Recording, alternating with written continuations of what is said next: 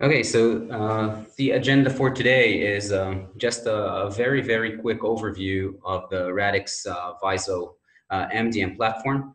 We're going to talk a little bit about what is VISO and who can actually use it, what platforms are supported, what typical use cases you can find with the platform. Just heads up, the focus today will be in education as, well, the majority of you guys are from that vertical, but as it's written there, it's never only about one vertical. Everybody can actually use it for different use cases, and it will be, I would say it will be very easy to find the way for you to use it. And then the demo. I think most of the time we'll spend on the demo and some Q&A at the end.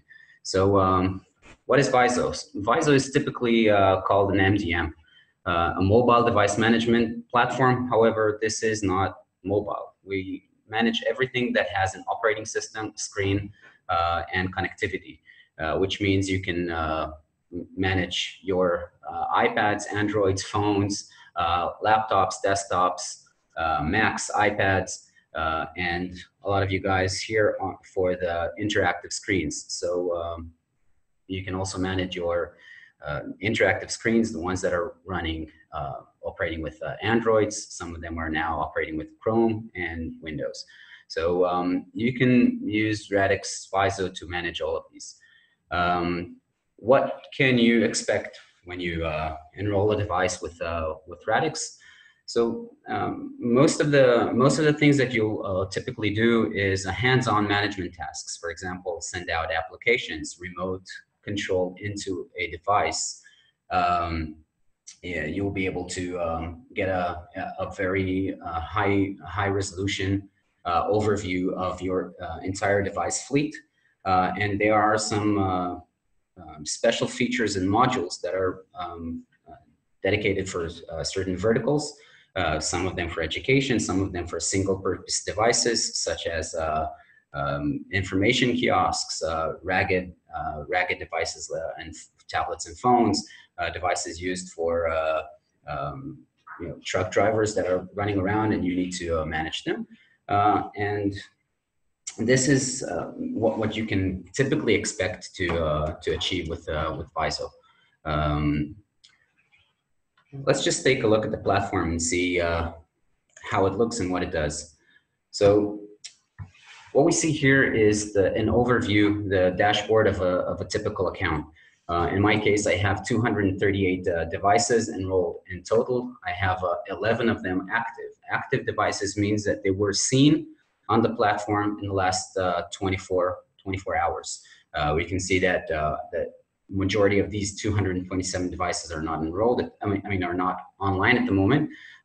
7 of them are connected now, and so on.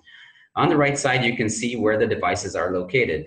Since this one is a QA account, you can probably understand that most of them are located in our offices around the country. Some of them are scattered around, but you can see where all the devices are located at a given moment. And when you click on one device, you can see some more information about it, the ID, the name of the device, and so on. On the bottom, you can see the most commonly used applications in your account, the last commands that were applied. So I see that someone installed a package, none installed an application, send a file, and so on. And here you can see the deviation, the OS distribution. We can see that we have 181 Android devices, 25 Chrome devices, Chromebooks and Chrome devices, 5 iOS, and 26 Windows devices. Everything really happens here. This is the device tab. We can see a list of all of our devices. As you see here on the bottom, we have 238 devices in total. At the moment, we're showing just one of the 20 devices. So, sorry, the first 20 devices, but you can then page down or select as many devices as you want to see. You can see on the list that we have all sorts of devices enrolled. We have Windows devices, Chromes, Androids. We also have some iOSs. They're not here, but not on this page at least. You can see the name of the device. The name of the device is something that you will typically give a standard name to a device that will most easily describe the way that this device is used. For example, this one is a home panel, which means it's probably in someone's house and it's a touchscreen. We can also see some QA devices and mobile ones and whoever owns this device. So this is a typical way to name a device. You can see also the email of the account that is currently enrolled, when it was last seen, the IP address, the external and internal, the version of the application. If it's a mobile device, you also see the IMEI and the serial number of the device. On the right side, you can see the tags which are associated with this device. We'll talk about tags in a minute. On the right side, we can see that we're able to filter and group devices according to whatever is really required in our use case. So when we mentioned we're going to talk about education, so you can group devices in your school district, and then under that a school, and then building or class or age group or whatever. The way that you can filter them are according to different criteria and parameters. For example, anyone that has a tag X will be in that group, or if you inverse that, anyone that does not have that tag will not be in that group. Same with the installed application. Anyone that has this or this application will be in that group. And of course, you can inverse that. Wi-Fi name, email, model of the device, the permissions that are associated with that specific device, when it was last seen, is the device locked? If it's stolen, you can apply an anti-theft module and lock devices when they're stolen. What policy is applied, and so on. You can, of course, add more conditions. So as many conditions you're adding, it will filter and narrow the selection down. In my case, I'm going to focus on devices that belong to me, that belong to Mike. So when I filter them down, I can see immediately that I only have about 20 devices. So that is the essentially that is the point of grouping and filtering. When I click on who's online and I want to see which one of my devices is actually connected, I can see that these 4 devices are actually right now connected to the system. This device right here is the one that I'm going to use for the demo. And when I click on that, I get the device dashboard. So the device dashboard is actually what I can see from what I can see on a specific device, the information of a specific device. This is connected for, this is meant for any type of device, by the way. It can be a Windows and Android, a Chromebook, an iPad. Each one of them will, of course, display some different information, but generally it is split into 3 parts. The first one on the left side is the general information, the battery level, which Wi-Fi it's connected to, the storage, and the screen resolution. On the More tab, you can see more information. For example, the local IP address, my local IP address, the public IP address where what is advertised. In this case, I'm using a Lenovo Tab 3 device, which is well, very similar to what all of you use with your touch screens or your interactive touch devices. Has almost the same characteristics, although it's smaller and fits my desk, and it's easier for me to do the demo this way. So in this case, we can see that we have a system permissions, which allows us a lot of deep level access and a lot of silent operations, where you'll see in a minute. On the center is the list of all my installed applications.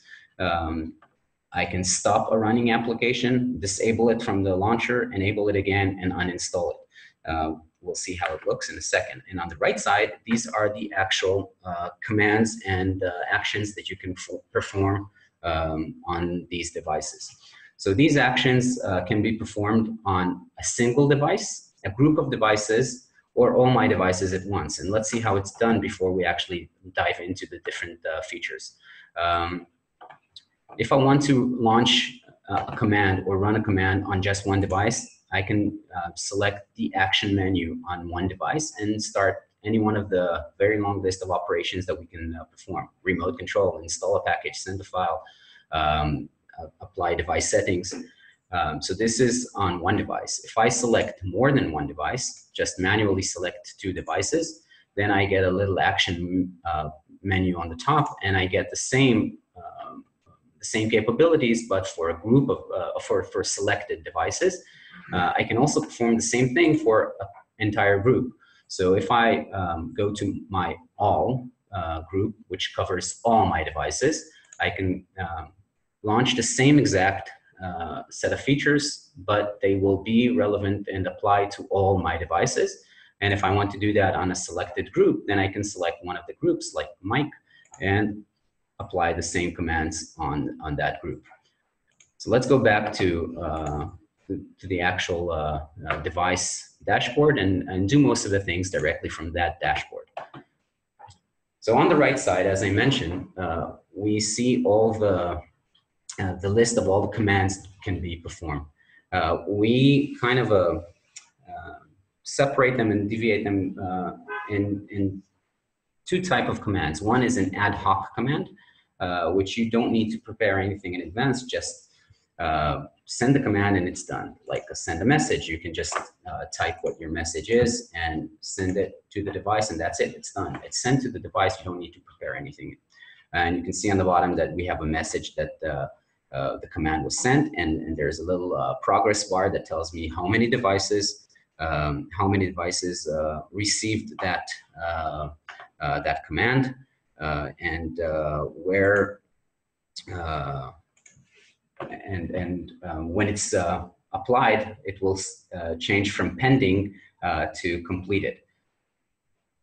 I can see the last five operations. I can see that these 3 failed, and this one succeeded, and this one is still pending. So this is an ad hoc command, very simple, straightforward. Another ad hoc command is device location. When I click on device location, I can see where that device is currently located, and I can also see where it was in the last month. So I've been traveling quite a bit, and I visited Canada, US. I had a stop in Germany, and then I came back to Italy, and then I came back to Israel. So I can see all the locations this device has been for the past month or the past time frame that we want to check. It is of course not too relevant for interactive touchscreens, which are connected to the wall, and they're supposedly always in the same place. And that goes again for the anti-theft module. We have a anti-theft solution that allows you to lock a stolen device, unlock it when it's found, play a siren if it leaves a zone. You can geofence your school, your office, your route, and you can apply different actions according to that geofence. We'll see how we can create these fences in a minute. And you can also play a siren when it goes out of a specific zone. These commands are standalone, so even if someone disconnected the device from the network, it will still play that sound or apply the command that is pending according to geofence. Wipe a device or reset the password. Power management, depending on the type of your device. In this case, I can restart and shut down my device. In Windows, we can also turn on a device when it's off. These are, again, still ad hoc commands. And manage are more of a back-end management and things that are related to communication security, device tagging. So we can tag a device according to different tags. So in my case, I added a tag called Mike, and this is why it ended up in my group. But it's also a teacher device, and it's part of the admins, and so on. So you can you can create as many tags as you want. The more you have, the better you can later on filter these devices, and also you can you can see the or you can allow specific administrators to manage specific devices according to their tags. So if you have a school district and you have 5 schools in that district, you can allow the local system administrator to manage only devices that have their own tags. So this is the tagging. And another ad hoc command, and which I personally think is one of the most important, and we're going to use it a lot, is the remote control. So this is a very cool feature. It allows you to remote into a device, almost any type of device except iOS, iPads. So you can remote into the device, and you actually have a full touch-enabled remote control on that specific device. And if you remember, we sent the hello message, and now we can see that on screen. So I can just touch, click OK, and that's it. So basically, this is very fast and easy to use. It's actually just like you are using that device right next to you. So this is a fully featured remote control, great tool for remote assistance or monitoring or anything that you will probably want to do when managing a fleet of devices from remote. It works, of course, over the web, over cellular connectivity. It works very fast. So we're going to use that from this point on in order to see what happens on the device when we actually launch some commands. We're going to start with the repositories and actions where the fun really happens, because this is these are not ad hoc commands, these are repository commands, things that you need to prepare in advance before you actually apply them to your devices. For example, install packages or files, or send out files, apply policies, apply device settings, scripts, and workflows. These are the things that you'll probably do on a day-to-day basis. So let's start with something simple like package installation. Package installation meaning application installation, and this is how a typical repository looks like. This is a repository that contains a lot of installation packages that we've created in the past. I'm going to show you how to create an installation package for Android directly from the Play Store. And then install it to the device. Now, this process will be almost the same for all other all other commands, except the content will be a bit different. But the process is the same. You create a repository that can be used over time, and then you use that repository item and send it out to the different devices. So let's create a new item.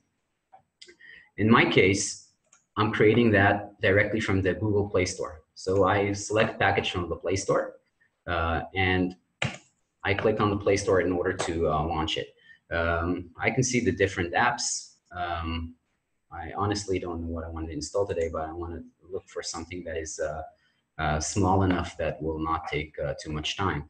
So I'll take this I don't know, daily yoga application. All I need to do is copy the link from the top, I can close it, select the type of device that I have. In my case, I have an ARM device, Android 5 or above.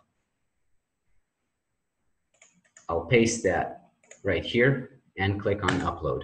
What it will do is it will retrieve the application to our server and allow you to then push it out to all your devices at once. So even if you don't have a Google Play account on your devices, you'll be able to push that application to all your devices at once. This is a very convenient way to do mass installation with Android.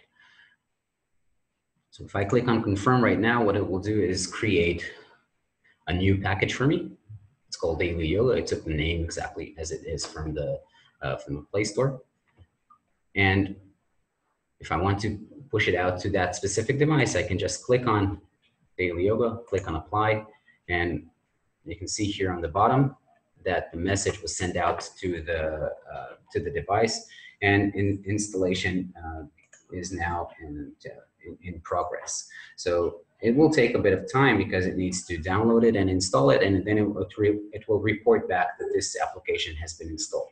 So if we go back to our remote screen view, we can see that this application is still not here, and I have 2 more spaces in order for me to fill it up all my home screen.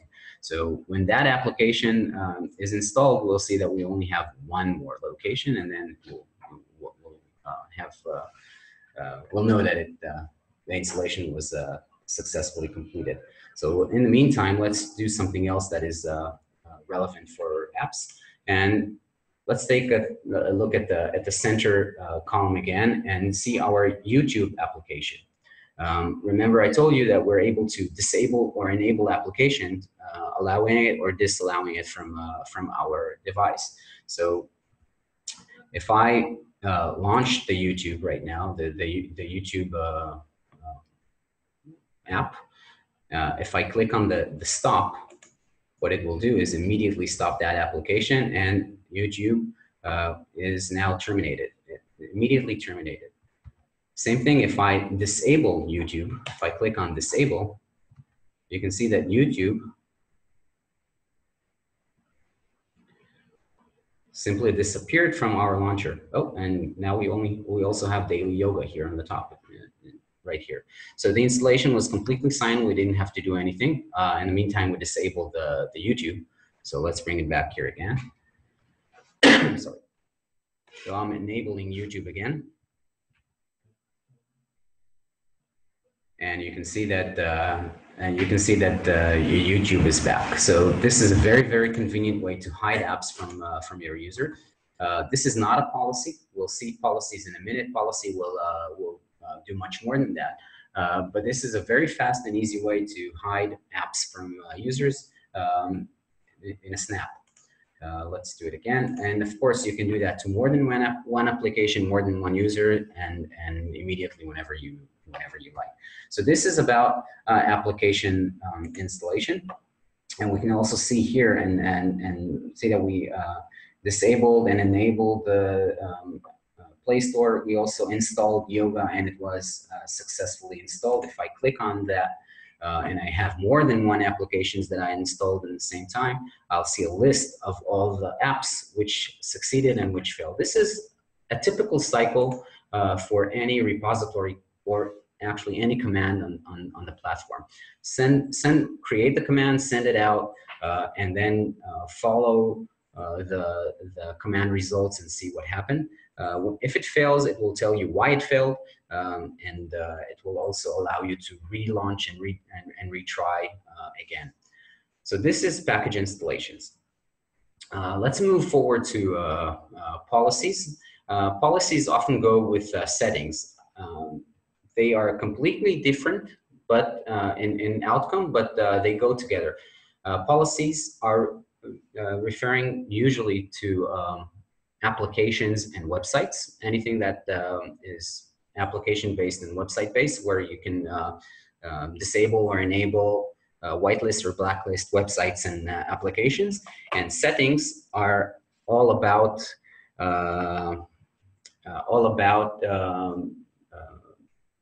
device, actual device settings. For example, what you're allowed or not allowed to do in terms of the operating systems and the hardware itself.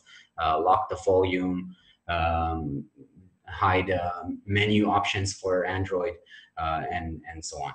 So let's start with policies, and then we'll move to settings. So in terms of policies, so right now I've created a couple of policies before. So just to save time. But when we edit to the policy, again, this is the repository item. It looks a bit different because the flow is a bit different. So we created a blacklist. In our case, we created a whitelist of applications that I allow for my device. I also created a list of 3 websites that are whitelisted and are allowed. And then on the general tab, I also created a unique background, so it will give me the ambience look and feel for that specific policy. So if we are teaching math, then we can create a background that reflects the math. And if we teach history, then something that is relevant to history, or just anything that is relevant for your school or your company. So this is the policy, and remember the device looks like a standard Android device with all the applications allowed, and you can actually launch whatever you want. But this is not a preferred way for a lot of customers. A lot of devices are supposed to be in a specific mission, and you want to disable or eliminate all type of distractions. So when you apply that specific policy, what it will do is immediately change the look and feel of the device and put that device in a specific mission, allowing only the whitelisted applications to be displayed and the whitelisted websites to be accessed. So even if you click on the home button as many times as you want, even if you launch, you try to look for other ways to launch apps, or you restart the device or whatever, you're still in that specific mode. So this is the mode that I chose for this point of time. But immediately I can launch another policy, and what will happen is the device will immediately change to a different look and feel with different set of applications. This can be triggered automatically or manually. So you can set time-based triggers or location-based. So if you're inside your school, or if you're going outside your office and you're not allowed to play games or surf the net when you're using company device, this is the way that we can completely lock it into that specific mission. We can, of course, do much more than that when it comes to device kiosk or locking down the device into one specific mission. It is also possible to allow only one application, but usually you want to give your users the flexibility to use the applications that they want and eliminate distractions by locking others. So again, I can just launch another policy, and immediately that policy is applied, and in this case, we don't have any websites allowed, only 3 apps. To stop that policy, just click on none or select no policy and apply it to the device, and immediately it will turn back to be a standard looking device with the typical look and feel that you are used to. So this is policies. This is what you can expect from policies. For settings, it is a bit, for device settings, you can also immediately understand why they often go together, because if I apply a policy and lock some applications and some websites, I also want to disable some Android or in other OS, Windows or iPad or features. So in this case, let's take a look at one policy that, or one setting bundle that I created. And it will give you the general idea what I mean. So when I click and see and look at the networks around me, I can change my preferred network and connect to different to other networks. I can also take a look at my more connections and tether my internet and portable hotspot, and I can use the buttons, the home and the back button. What I can do with device settings is disable all the things that you just saw. So if I go to one of the setting bundles that I created before, And this is Wi-Fi, developer, and USB. And I'll take a look at what I did. In this case, this is how a setting bundle looks like. You give it a name, and then you can select what that setting bundle would do. So you can push out a new Wi-Fi SSID and make and add another SSID if you change your networks. You can set the device security, like the password length and what it can, if it requires password or not, if the data on the device is encrypted or not. You can push an APN. If it's a mobile device, you can set a wallpaper to that specific device, and also install CA certificates, which is a very important thing if you're using web filters. And here on the general tab is a very, very long list, very long. I'll just glance through this, but it's a long list, and it will allow you to change and tweak things about the operating system itself. For example, can I add a new user, Android user? Can I configure my mobile networks? Can I configure tethering? I disabled both of them, so you cannot do that in my case. Disable configuration of Wi-Fi networks. Disable debugging feature, which is very important, so nobody will connect with connect the device to a laptop and just wipe the laptop with the debugging commands. We can disallow factory reset, which means we can lock the ability to do a factory reset for that specific device. We can disallow installation of applications, and we can disallow sending SMS and uninstall of applications, and enable data or mute the master volume. And there are many other things, like remove the status bar from the top, the recent button, the home button. In my case, I remove the home button and also remove the back button. So visually, you'll see something immediately. So let's take that bundle and apply it to my device.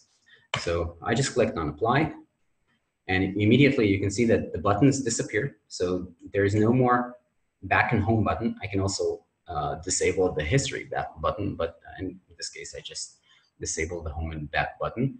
I also, when I open my wireless networks, it tells me I don't have permissions to change the wireless networks anymore. So nobody can connect to an unauthorized network. It's locked into a specific network that you selected. And if I want to tether my internet, I believe that you can imagine that this function will also be disabled. So in this case, it just removes internet tethering option from the menu itself.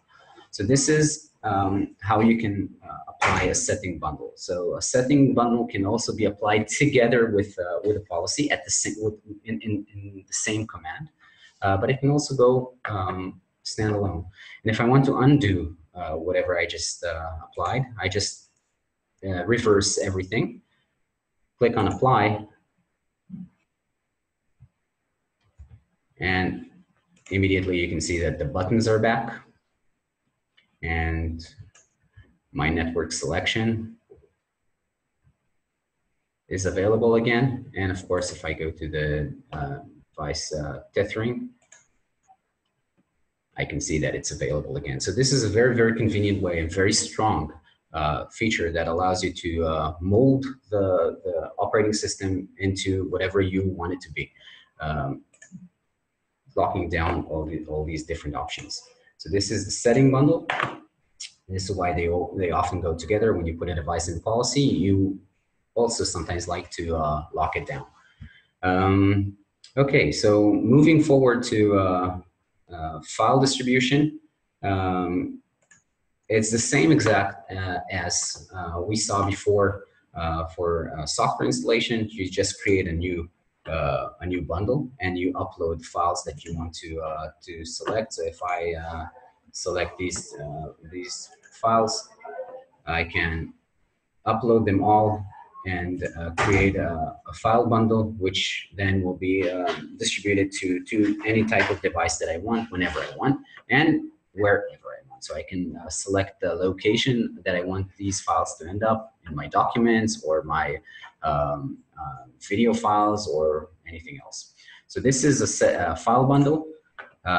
Let's talk a little bit about remote exec. This is not for your typical day-to-day use, but it's very important to understand that it's optional and it's there.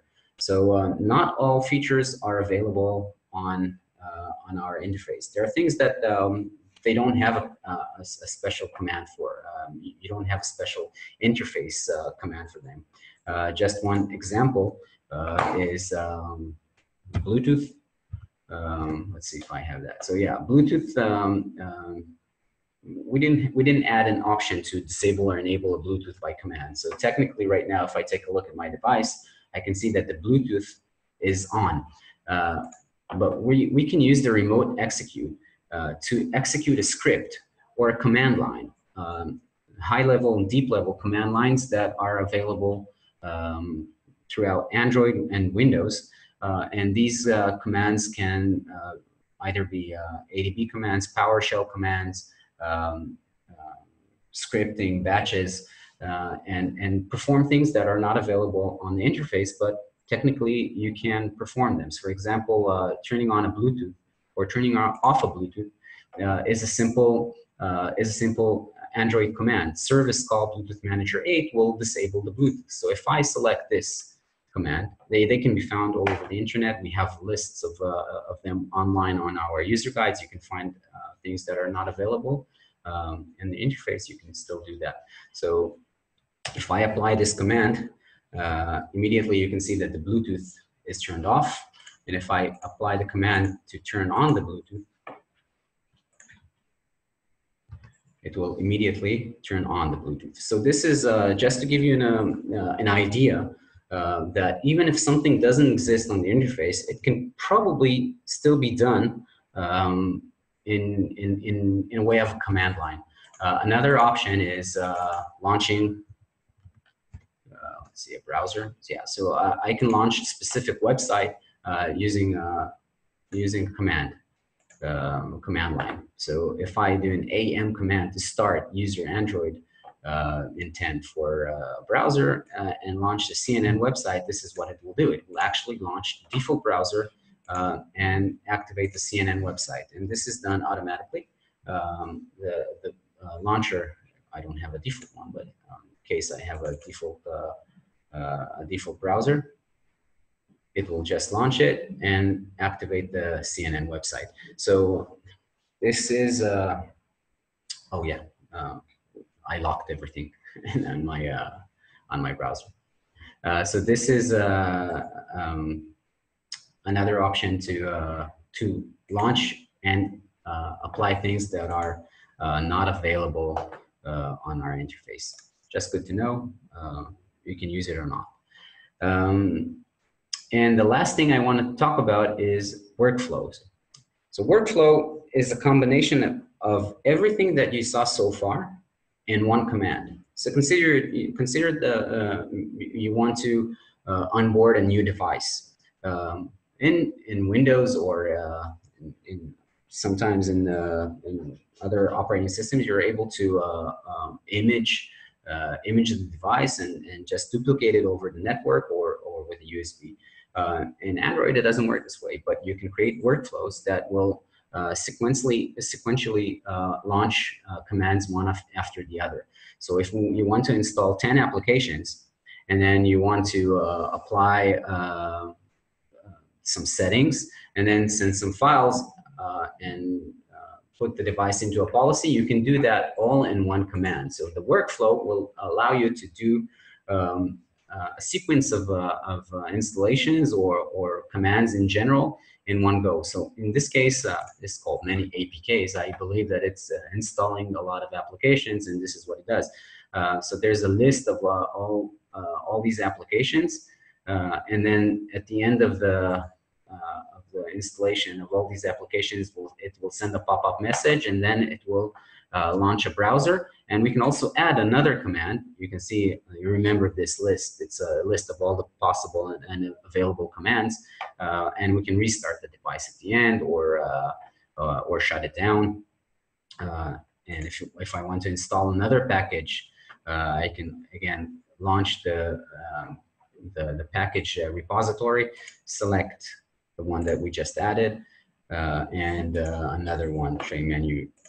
Okay, so I added 2 more apps to that workflow. So this is a workflow, very convenient when you're doing batch operations, when you're doing when you have a new device, or when you're refreshing devices at new school year or end of school year, or when you have new devices enrolled to your fleet.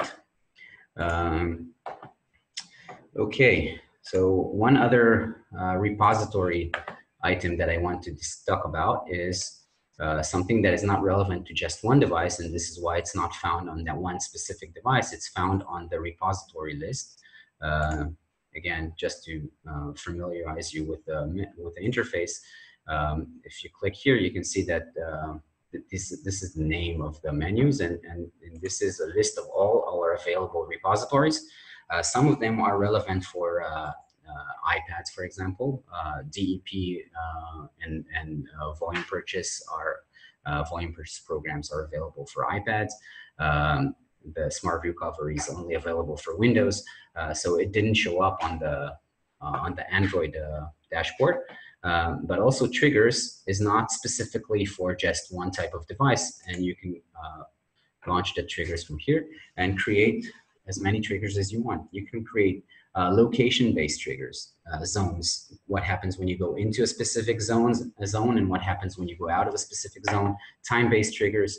What happens at 8 a.m., then 10 a.m., and then at the end of the day, a command to shut down all devices. So these are time-based triggers, and also Wi-Fi-based triggers. You can also create Wi-Fi-based triggers. What happens when someone is disconnected from his Wi-Fi network, or connect to a specific network. So this is the SSID based. To create a zone or create a trigger, it's very simple. You just name that trigger, and you select the type of the trigger, and let's say geofencing. If I create a geofence trigger, I select the area, and I tell it what happened when you go into that specific zone, or what happened when you go out, or nothing happens when you go out of a zone, but something happens when you enter a specific zone. Once a trigger is created, you can tie it up with a command. So if I go to my devices and I create a new command, and I create a trigger command, I can select the type of trigger, let's say a daily trigger, and what's happened with that trigger. So I can say that every day of the week at 10, that's the command, every day of the week at 10 o'clock in the evening or at night, shut down the machine. And all the devices that are in that specific group, the machines will be shut down, and it comes out as a command result on your command history. So this is a remote command.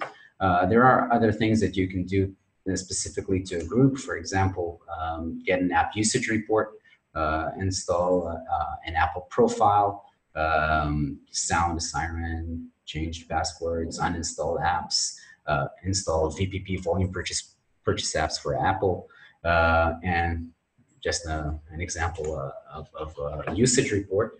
So this is a usage report for my devices. So I can see which applications are mostly used. And of course, Netflix for me is one of the most useful applications for Android.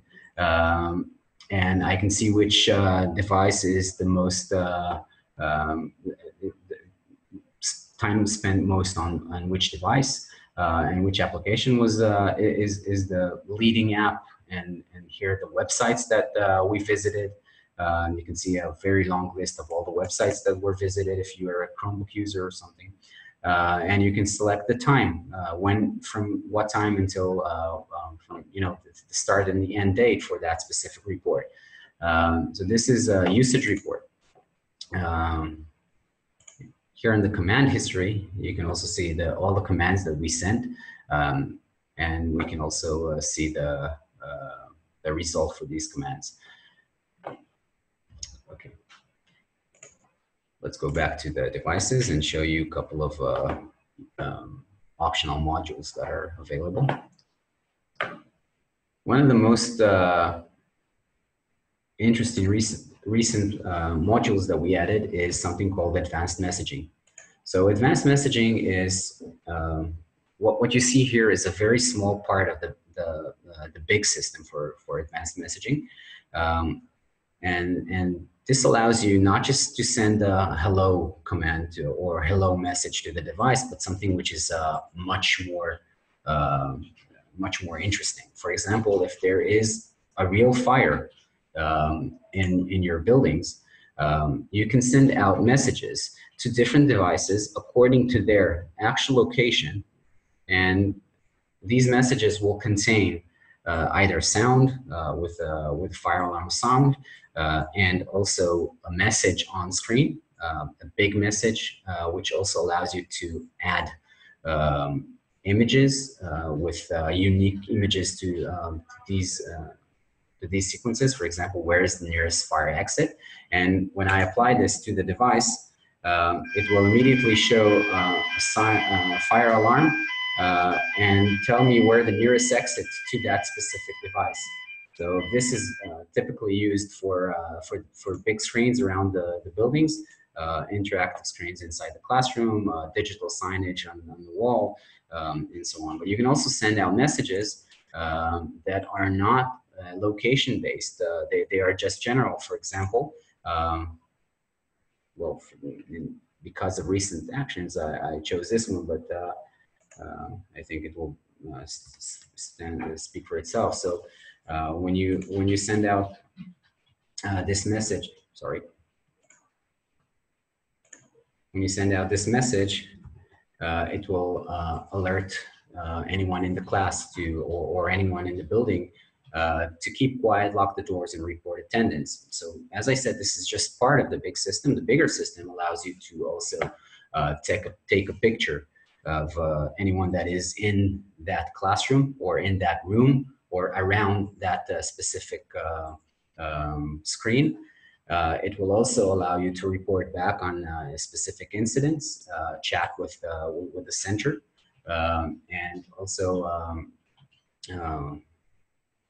you will also be able to render commands based on different scenarios and launch them from just a button on your phone. So if you're an authorized personnel on that specific district or school, you'll be able to launch that command and send it out to all the relevant devices, and that will also be able to include student devices. So if a student is actually using his laptop or tablet, it will pop up on his screen again, and you'll be able to take attendance and check in with all students.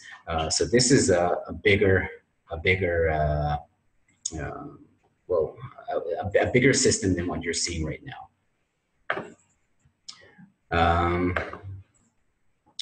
Okay. Last thing that I want to show you is something called Teacher View. The Teacher View is actually the only module right now that is dedicated for education. The rest was for everyone, as I mentioned. I just used the terminology used in education, but the Teacher View is a tool that allows teachers to actually monitor and log anything or use the same capabilities that are available for the same capabilities are available for the administrators, but formatted in a way that typically will be used by a teacher. So this is essentially a classroom management solution where you can enroll student devices based on classrooms, and you have a view of their screens in real time. You can select different students, apply different commands. For example, lock the devices, lock the screens and keyboards and mouse for attention. So this is locking devices. You can share your screen with all the students. You can also take one student and remote into that specific device and share a screen in real time. You can see what that user is doing in real time. You can also see the tabs that are open, all tabs that are open for that specific student, and you can close any active tab. You can get the device info just like the administrator can. See which application he has, and also where he browsed. Chat with the student, launch a whiteboard. This whiteboard is very nice because it actually shares. It's a multi-user whiteboard. If I allow that student to participate, then also the student can participate in the same whiteboard, and you can see who added which layer.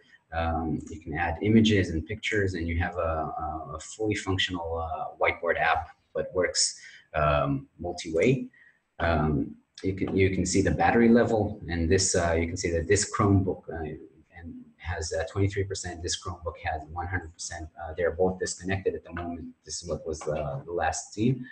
You can launch a survey or a quiz. For example, you're asking if everybody understands, and immediately you get an answer. This one answered yes, the other one answered no, and then you get a feeling of what's happening in the classroom.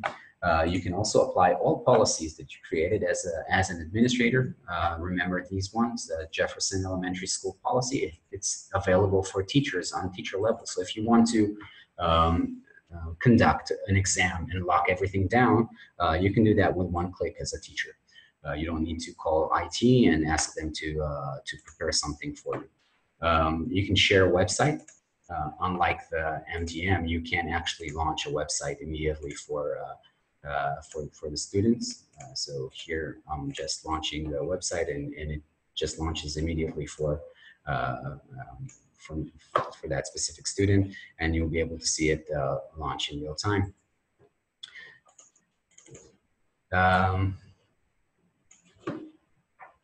Well, there are other things that you can do as a teacher, but I think this just gives you the idea that you can also enroll student devices to this platform and enjoy the different capabilities for as a teacher. Okay, I think I'm about done, and this is the time where we can ask some questions. I see that Brittany has a question on the chat. If it's a paid app. So today, if it's a paid app, there is something called Android for Work or Android Enterprise.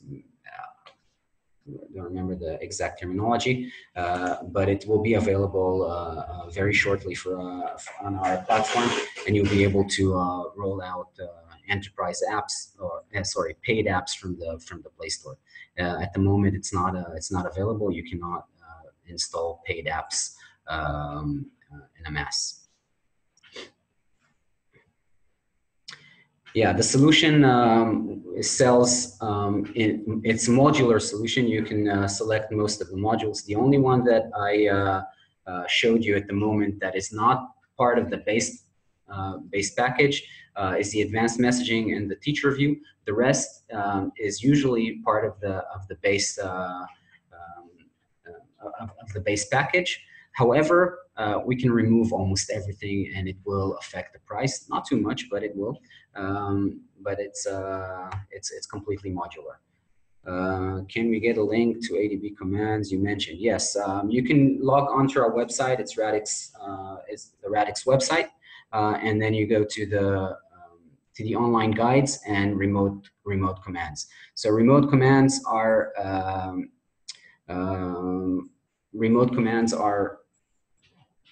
listed there. Some of the commands are listed there, but if you need specific commands that are not listed, then you can contact us. Remote control requires a browser plugin. No, it does not. It can work. It can work from any supported browser, which is in either Chrome or Firefox.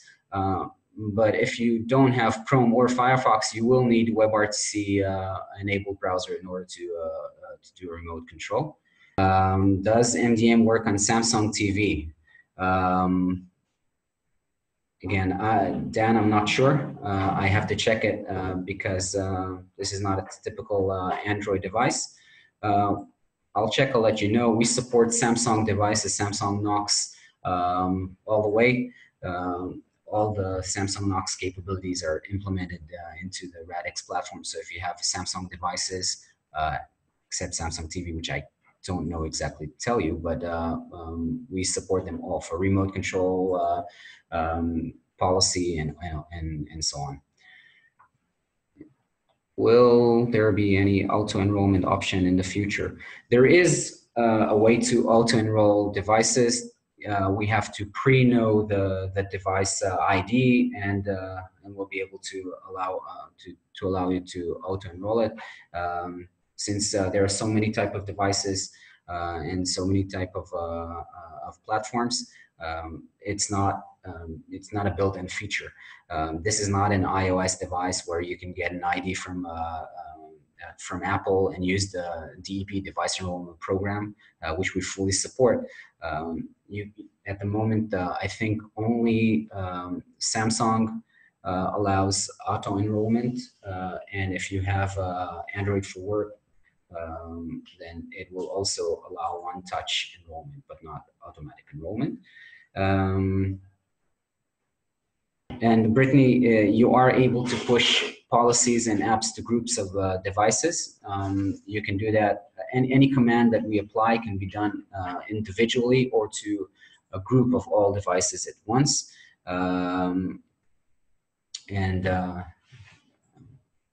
Or selectively, and also by triggers. So there are a lot of options to push these things. Okay, thank you very much, everyone. I hope you enjoyed it and learned something from this. And please use my email, use my phone number. If you have any questions, just let me know. Thank you. And